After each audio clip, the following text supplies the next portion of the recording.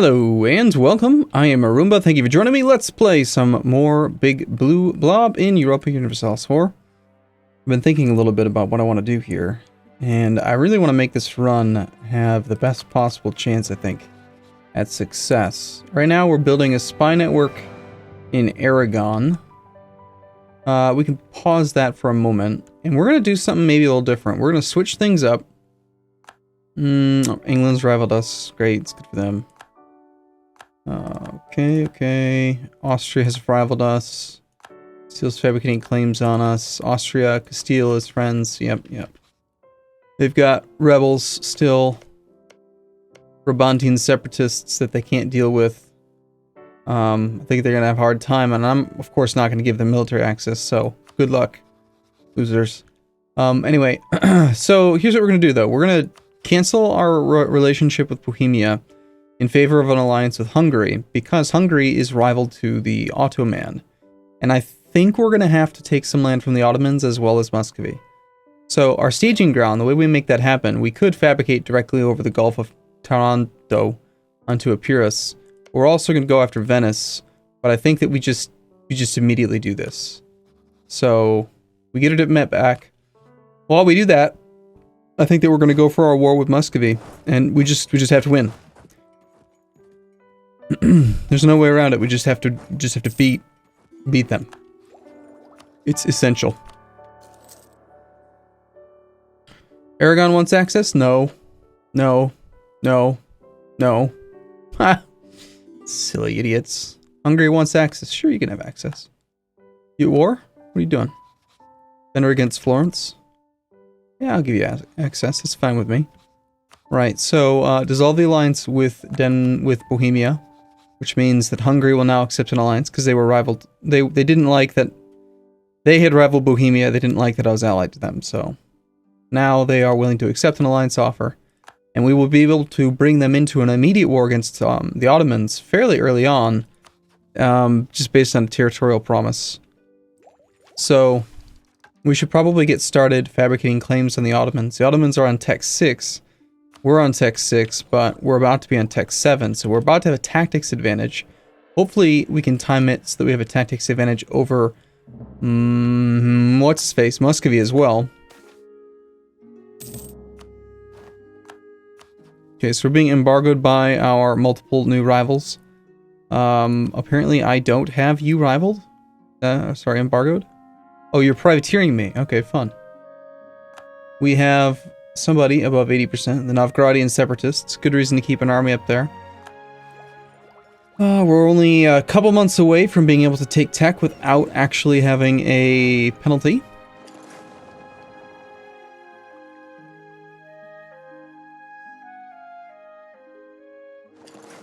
Probably faster to drop troops off.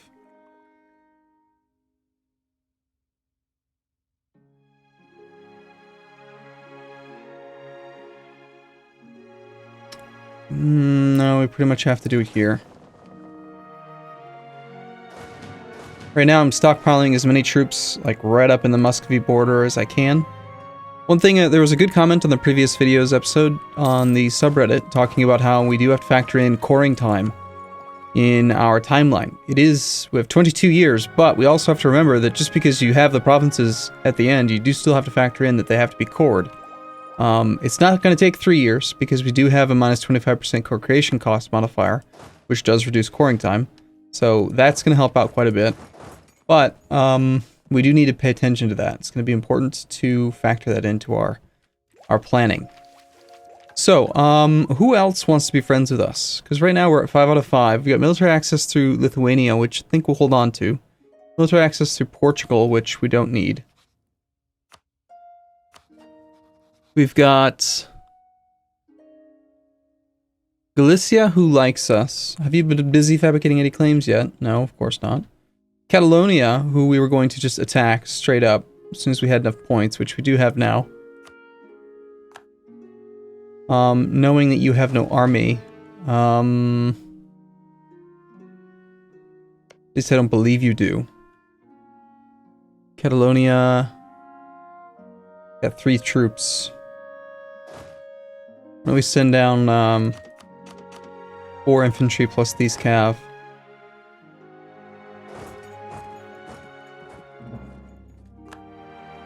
Stop fabricating claims on you.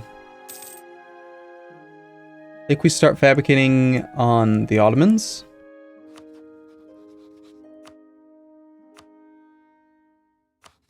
Who we did not rival. And one thing we can also do is we can go nuts on aggressive expansion toward the end, because it doesn't matter if there's a coalition if like we can leave Europe in a state of affairs where like we're gonna die. As long as we get the achievement, that's all that matters. And I'm kind of counting on Catalonia asking for military access from one of these two, because I highly doubt that I'm gonna get it. They're currently outraged. But yeah, we're gonna declare this war.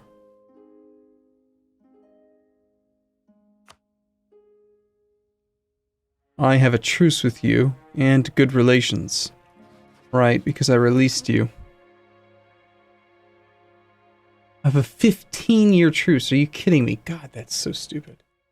Never mind, this army is not going to go up this way.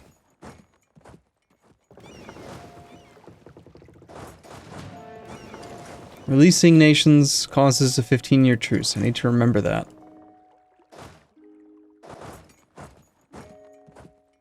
Okay, never mind, there goes that plan. Hey, do you want to become my vassal then? I own Catalonian cores. 3 of them. I'm not going to give them back. That would not serve any purpose whatsoever, so there's just nothing we can do. Unless we want a truce break, which would be stupid. Okay, we are making some money. We're paying for 1 extra fort. Up here in Perm. Which I think, in light of the fact that we're going to be going to war with Muscovy, makes sense to hold on to. If I had the Tech 7, I would declare the war right now. With the troops that are on the border of Muscovy, I would just do it.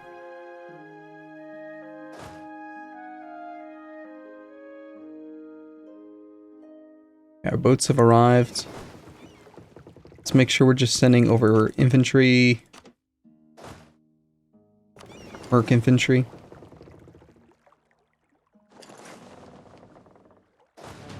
We've got 4, 5 cav up here already.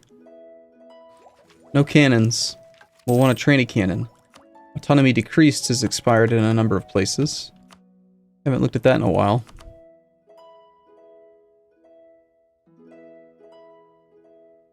In Provence, we're at 26%. It's assigned to the clergy.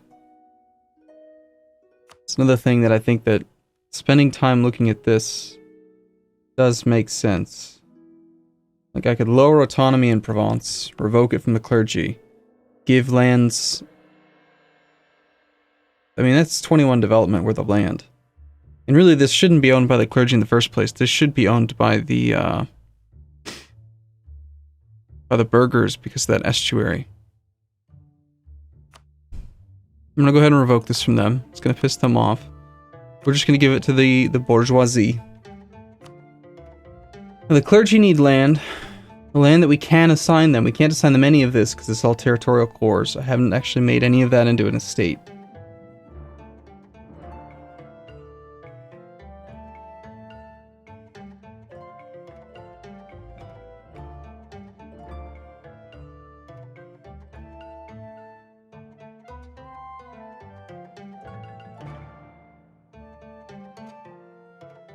Maine is owned by the bourgeoisie, which makes no sense. I mean, it does and it doesn't. I think I did that because of their production.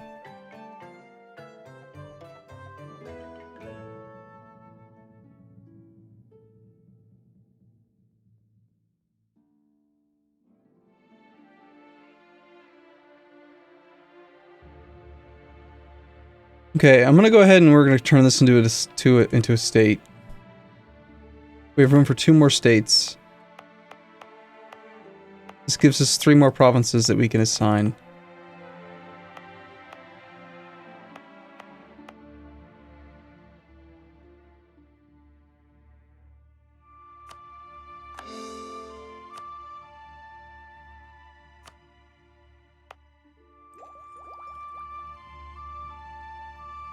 Hopefully that's gonna not be as annoying as I expect, and it's gonna...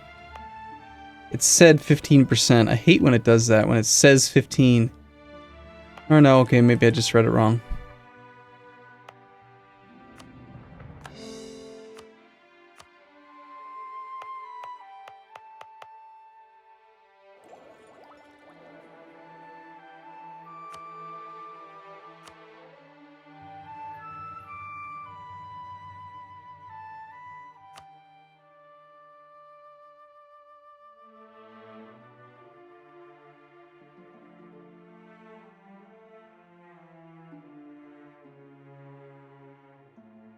Okay.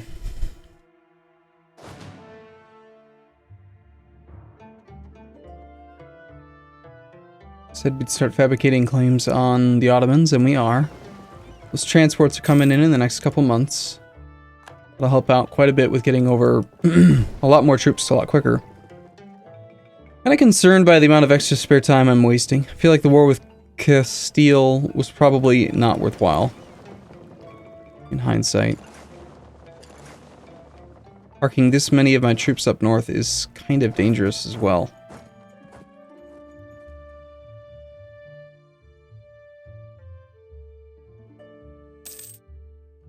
Here comes the new transports. Could improve relations with Hungary. They already like us quite a bit, but couldn't hurt to make sure they're even happier. We have no provinces causing overextension that are non-cord.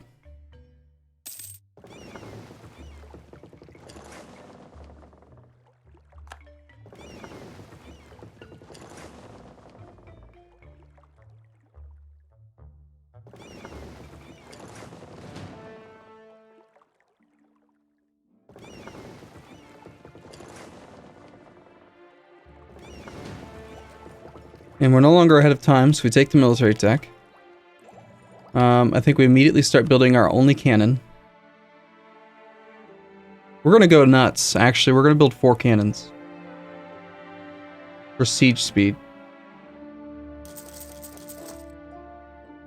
And they're gonna be expensive. Damn expensive, in fact, but... Okay, now we can take 10 troops. Let's detach mercs.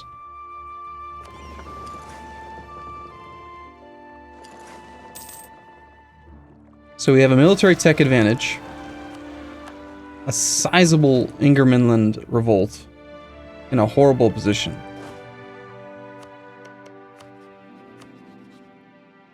Excellent. Great.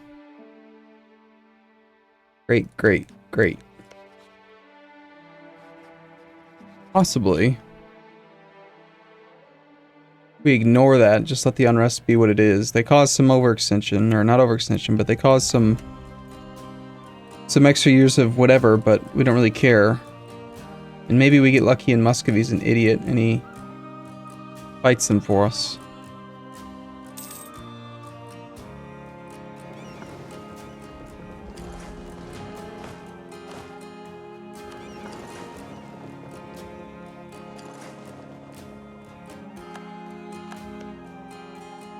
So this is going to move into Novgorod, and Novgorod here, it's got plenty of Novgorodian cores. They'll end up in Muscovy's territory down here. Muscovy will definitely want to respond to him.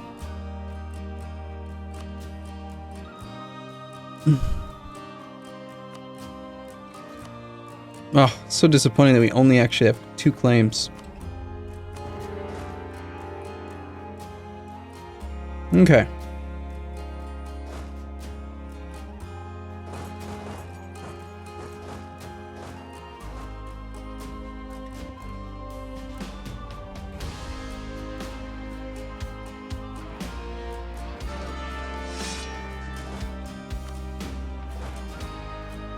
Not exactly the general that I would have liked, but we'll take him.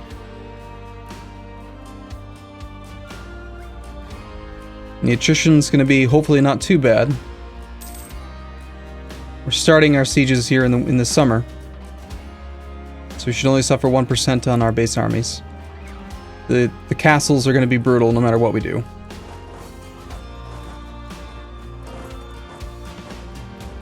And yeah, he's going straight for the rebels. What an idiot.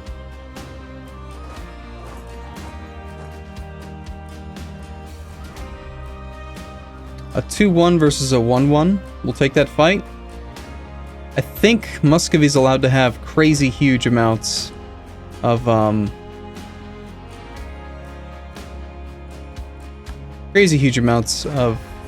No, they actually do have insufficient support. And they can have 60%, but no, they have insufficient support, plus our tech advantage. Crossing penalty doesn't matter. Just a bad fight for them.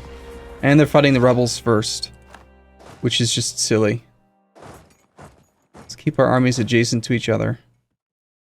This is woods. If we can get there in time, we can be the defender against him.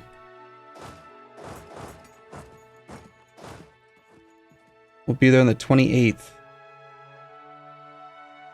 Yep, we're going to be the defender.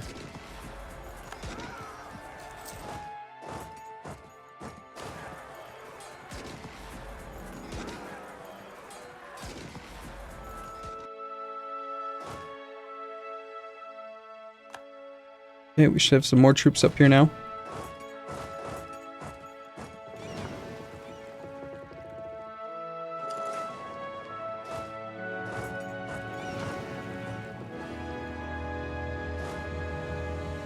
Okay, we've got to get started on some of these forts. I need war score.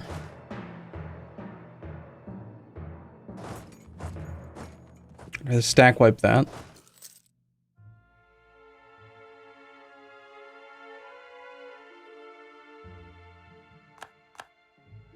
Plus that's our siege leader. So we get started on the siege of Novgorod. We detach 2 infantry to go take back that... Well, can't get around that way, but we do need to get that back at some point.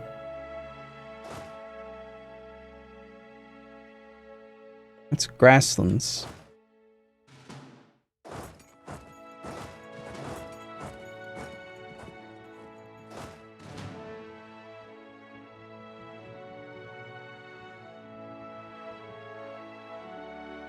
Let's get a level 3 fort in his capital.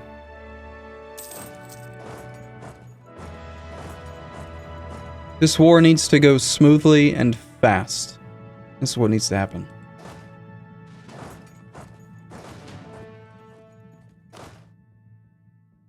Means we should pull the cav off. We should pull some of these manpower guys off. Try to keep the attrition down to a minimum because we're going into winter.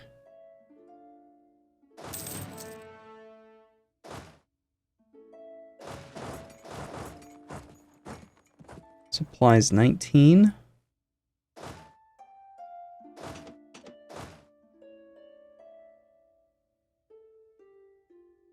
Okay, our ships should be back down here, ready to pick up the cannons. We've got 15 transports. Let's leave behind one of the regular infantry, but we're bringing pretty much everything. And these guys are going to land over here, and they're going to help out with the siege of Novgorod. 4 cannons will give us a 2 siege bonus. Hopefully we take down Novgorod pretty quickly. Beyond that, we just go for keeping our armies centralized so that when he comes to try to fight us, we pile on and we take advantage of our tactics. There he is now. He's actually moving around us.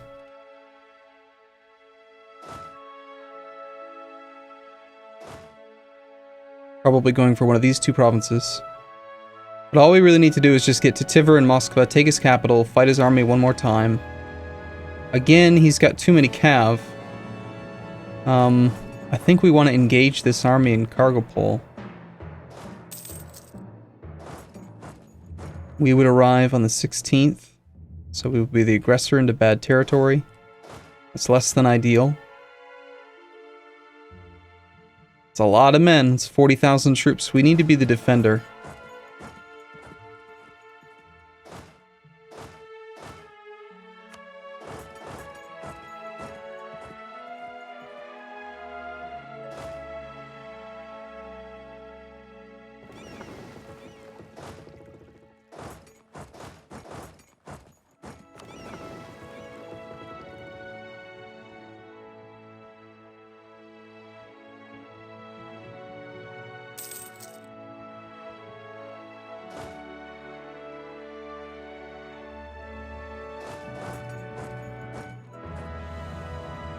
If he's gonna let me be the defender, I'm totally gonna take this fight, of course.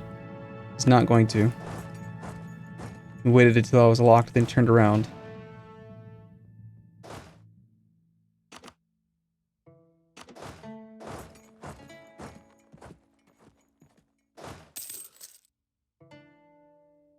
Okay, now I think he's maneuvering this way to go for this army. I'm going a little bit overboard on troops in this province. Let's stay below these thresholds. 19k troops is the most we can keep there.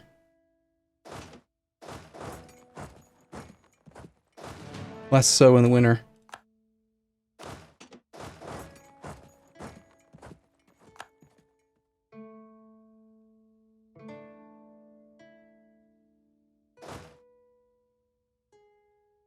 Okay.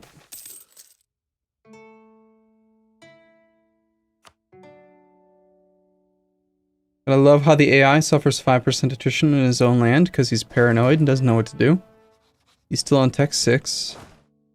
I miss the days where the AI would suffer 45% or 5% attrition on every single province they'd march through. They don't do that anymore, but...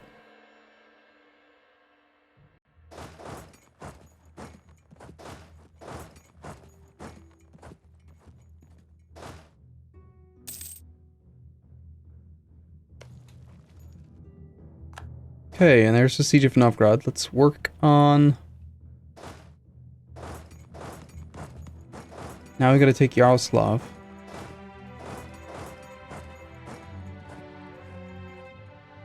Alright, I'm gonna take a break here. Next episode, we're gonna keep on picking apart the beasts. See what we can do. He'll be there on the 29th. Just too fast for me. Okay. Alright, I'll see you again in the next episode. Thanks for watching, everyone. See you soon.